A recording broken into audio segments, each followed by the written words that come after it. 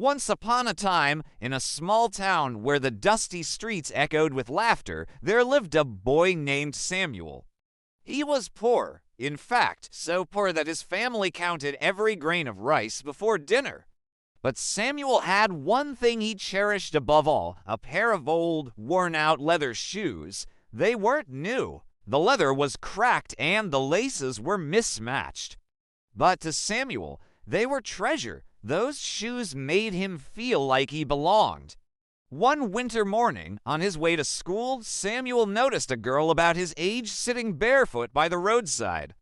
Her feet were red from the cold, her eyes hollow from hunger. She hugged her knees. Shivering, Samuel stopped. He looked down at his shoes, then back at her bare feet. He hesitated. Those shoes were all he had. Without them, he'd be mocked at school, they'd call him names, treat him as if he were less than nothing. But something in the girl's eyes pierced him. It wasn't just sadness.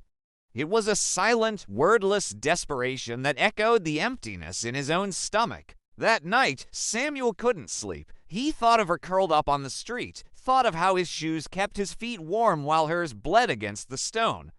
In the pale light of dawn, he made a decision. The next morning, Samuel did something he knew would change his life forever. He polished his shoes until they gleamed, tied the laces tight, and walked to the marketplace. There, among the bustling crowds, he found a cobbler, a man with hands like wrinkled tissue paper and eyes that twinkled with wisdom. Samuel hesitated, then asked the cobbler to buy his shoes. The old man examined them, his face impassive. Finally, he named a price, a few coins more than Samuel had hoped for, but still, it was enough. With a mix of hope and trepidation, Samuel handed over his shoes and took the money. He returned home with bread for his family and a new pair of sandals for the girl. When he found her, she was sitting in the same spot, her legs pulled tight against her chest.